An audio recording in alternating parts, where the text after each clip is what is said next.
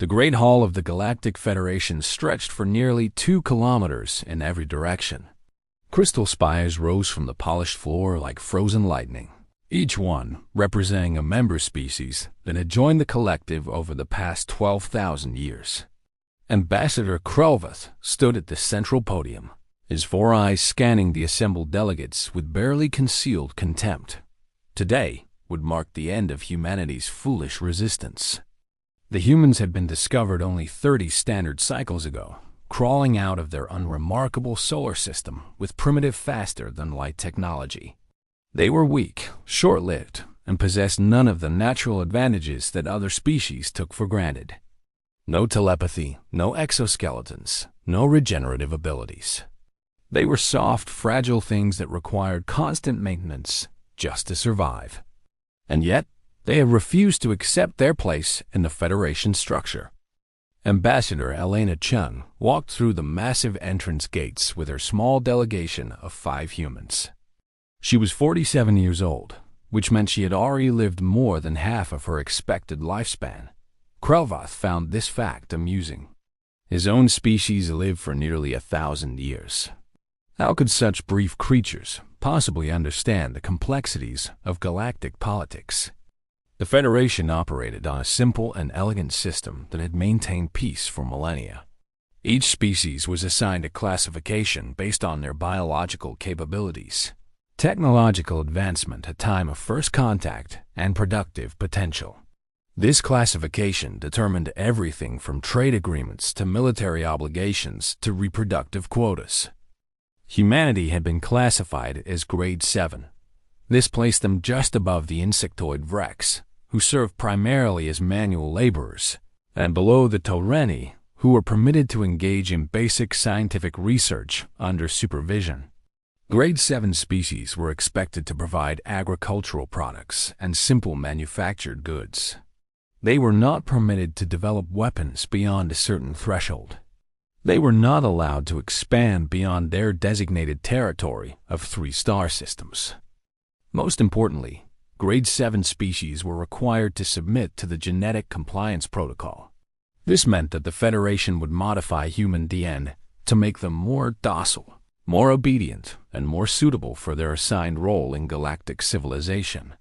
Humanity had refused. For 3 years, diplomatic messages had traveled back and forth between Earth and the Federation capital. The humans made arguments about sovereignty, self-determination, and something they called unalienable rights. The Federation Council had listened politely and then repeated their demands. The Genetic Compliance Protocol was not optional. Every species submitted to it. This was how peace was maintained. When humanity continued to refuse, the Federation had dispatched a peacekeeping fleet to their home system. 47 warships carrying enough firepower to crack planets had taken up positions around Earth. The message was clear: submit or be destroyed. Ambassador Chun had requested one final audience before the deadline expired. The Council had granted her request, more out of curiosity than any expectation that she would say something meaningful. Perhaps the humans wanted to surrender in person. Perhaps they wanted to beg. Either way, it would make for an entertaining afternoon. Chun walked a long approach to the speaking platform with measured steps. She wore simple clothing in dark colors. No ornate robes, no species-specific formal attire, nothing that indicated her rank or importance. Krelvath noted this as another sign of human ignorance. Did they not understand the importance of ceremony? The Great Hall fell silent as she reached the podium. 312 species were represented here today. Many had sent their highest-ranking officials just to witness this moment. The subjugation of a new species was always cause for celebration. High Chancellor Morthax, ancient leader of the Council, spoke first. His voice resonated through the hall like the deep notes of some impossibly large instrument. He was of the Firstborn, the species that had created the Federation in the distant past. They were beings of immense power and intellect, and they had shaped galactic civilization according to their vision of order and efficiency. The High Chancellor explained the situation in simple terms. Humanity had been given numerous opportunities to accept their classification. They had been shown the benefits of cooperation. They had been warned of the consequences of refusal. Now they stood at the edge of extinction. The fleet awaited his command. One word from him would end their species. But the Federation was merciful. The Federation was just. If Ambassador Chun wished to accept the terms of integration on behalf of her people, if she wished to save humanity from annihilation, she needed only to speak a single word. The word was submit. The hall waited. Thousands of eyes and sensors and other perceptual organs focused on the small human female standing alone at the center of the universe's greatest power structure. Elena Chun looked up at the High Chancellor. She looked at the assembled delegates. She looked at the crystalline spires representing countless species that had accepted their assigned place in the galactic order. Then she spoke one word. The word was why. Krelvath blinked all four of his eyes in confusion. This was not in any of the protocols. Species being integrated into the Federation did not ask questions. They accepted or they refused. They submitted or they died. There was no third option. High Chancellor Morthax seemed equally confused. He repeated his statement about the fleet and the deadline and the consequences of refusal. He asked if the human ambassador had misunderstood the situation. Chun shook her head. She had understood perfectly. She was asking a different question.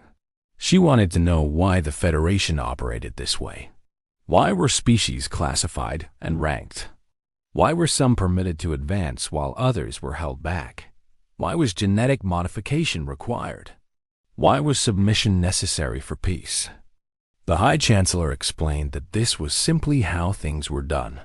This was how things had always been done. This was the natural order of the galaxy, established by the Firstborn at the dawn of civilization. Chun asked, why again? Krelvath felt a strange sensation in his stomach. No one questioned the Firstborn. No one asked them to justify their decisions. Their wisdom was accepted as absolute and final. And yet here was this tiny, fragile creature demanding explanations like a child asking an elder to defend the most basic assumptions of reality. The High Chancellor grew impatient. He said that the Federation structure had maintained peace for 12,000 years. He said that species were classified because some were naturally superior to others. He said that genetic modification was necessary because inferior species could not be trusted to manage their own development. He said these things as if they were obvious truths that required no defense. Chun asked why once more. She asked why peace required submission. She asked what evidence showed that some species were naturally inferior. She asked who had decided that the Firstborn were qualified to make these determinations. She asked how a system of control and subjugation could be called just. Something remarkable began to happen in the Great Hall. Delegates from the lower classification species started to shift in their seats. The Vraks, normally silent and still at these assemblies, began to whisper among themselves. The Terrani exchanged meaningful glances. A ripple of unease spread through the gathered representatives. Krelvath suddenly realized what was happening. In 12,000 years, no one had ever stood before the Council and questioned the fundamental assumptions of the Federation's existence. Every species that had been integrated had either accepted their classification or been destroyed. There had never been a third option because no one had ever thought to ask for one. But now a human was asking. And worse, she was asking in front of everyone. The High Chancellor demanded silence. He declared that the humans' questions were irrelevant. The Federation existed. Its structure was fixed. Humanity would submit or humanity would die. These were the only options. Chum nodded slowly. She said she understood. Then she turned to face the assembled delegates directly. She told them that humanity would not submit.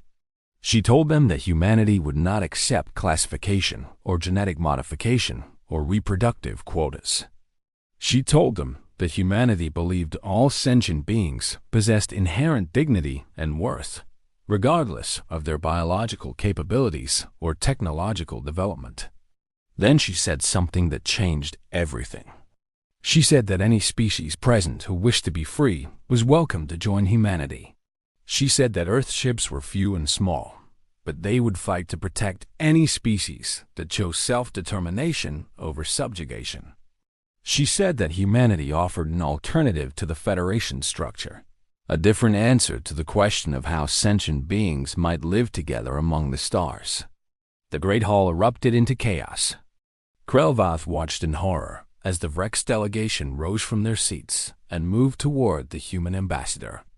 The Telani followed, then the Morthics, then the Gemler, then a dozen other low-classification species, all moving away from their assigned positions and gathering around the small group of humans at the center of the hall. The High Chancellor bellowed for order. Security forces moved to contain the situation, but there were too many bodies in motion, too many species suddenly remembering grievances they had suppressed for centuries. The word Y had broken something fundamental in the Federation structure, not because it was powerful or magical, but because it had never been spoken before. The entire system depended on acceptance, on the assumption that things were the way they were because they could not be any other way. The moment someone asked for justification, the moment someone demanded reasons and evidence, the foundation began to crack. Over the next several months, the galaxy transformed. The peacekeeping fleet around Earth dissolved as crews mutinied against their officers. Communications networks carried Chun's message to thousands of worlds where suppressed populations had been waiting for permission to hope. The Federation did not fall in a single dramatic moment. It crumbled gradually as species after species withdrew from its structure. The Firstborn tried to maintain control. They sent fleets and armies to enforce compliance. But they discovered that a system built on submission cannot survive once submission is no longer given freely. They could destroy worlds, but they could not force belief. They could kill bodies, but they could not kill the idea that had been planted in a trillion minds. 3 years after Ambassador Chun asked her question, the Galactic Federation formally dissolved. In its place arose something new, something messier and more complicated. There were conflicts and disagreements and no easy answers to difficult questions. But there was also freedom, genuine freedom, for the first time in 12,000 years. Elena Chen lived to see her 63rd birthday before dying peacefully in her sleep. By human standards, this was a full life. By galactic standards, it was barely a moment. But in that moment, she had spoken a single word that demolished the greatest power structure the universe had ever known. The word was why. And it turned out that some things cannot survive being questioned.